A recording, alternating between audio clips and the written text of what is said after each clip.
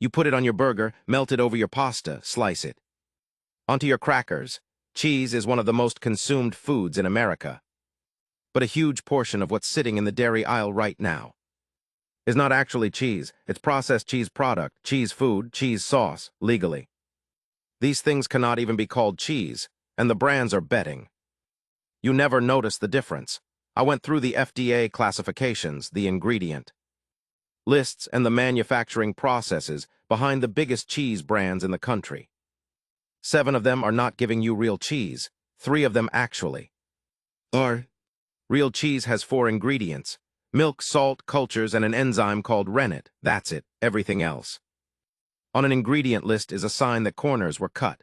The FDA actually has strict rules about this. If a product contains emulsifying salts, artificial colors, or non-dairy fillers, it legally cannot be called cheese. It has to be called pasteurized processed cheese product or cheese food. But brands bury that classification in tiny text and put giant appetizing photos on the front. Most Americans have no idea. They've never eaten real cheese in their life. What I look for: sodium citrate and other emulsifying salts. Artificial color like annatto used to fake a natural orange hue. Cellulose powder used to prevent clumping, which is literally wood pulp, and protein content that's suspiciously low for a dairy product. Kraft singles. This is the most iconic processed cheese product in American history. Kraft singles are legally classified as pasteurized prepared cheese product, not cheese. They contain sodium citrate, sodium phosphate, and milk protein concentrate. The FDA forced Kraft to change the labeling decades ago.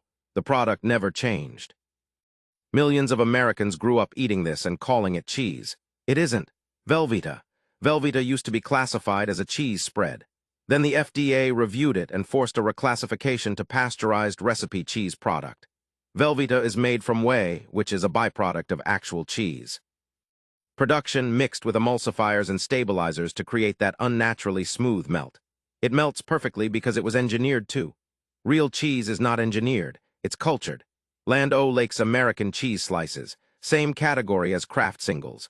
Emulsifying salts, modified food starch, and an ingredient list that goes well beyond anything a real cheese needs. The American cheese category as a whole is essentially a processed cheese product category. Land O'Lakes just has better packaging. Sargento ultra-thin slices. Sargento actually makes some decent products, but their ultra-thin line is where things get compromised. To get the slices that thin without them falling apart, they add cellulose and modified starch. You are eating wood pulp filler in your cheese at a premium price point that is not acceptable. Borden cheese singles. Borden has been around since the 1800s and trades heavily on that heritage. But their singles line follows the exact same processed cheese product formula as every other American slice brand. Heritage does not equal quality when the formula is built on emulsifiers and fillers. Great value shredded cheese, Walmart store brand.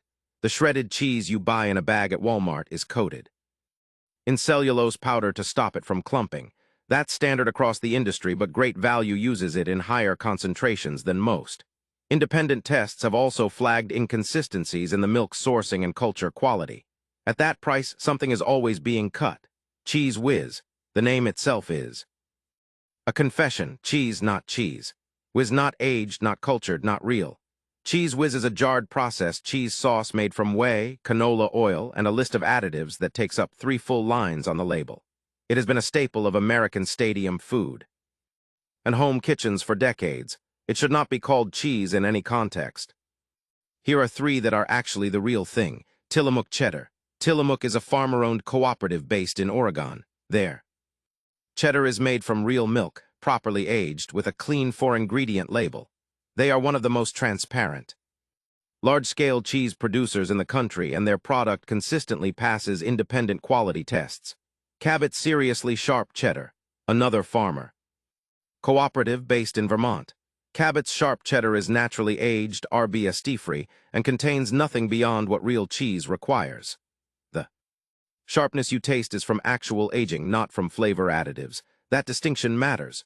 Parmigiano Reggiano, any authentic imported block. If the rind has Parmigiano Reggiano stenciled in dots all the way around it, it is the real This cheese is protected by Italian law. The production process, the milk source, the aging period, all of. It is regulated and verified. You cannot fake it and legally call it Parmigiano Reggiano. Buy it in block form. And grade it yourself. Here is your simple rule. If the label says cheese product, cheese food, or pasteurized process, put it back. If the ingredient list has more than 5 items, put it back. Real cheese does not need emulsifiers, fillers, or artificial color to be good. It just needs time, milk, and Kraft. Hit like if this changed how you'll shop the dairy aisle. Subscribe for a new brand exposure every single week.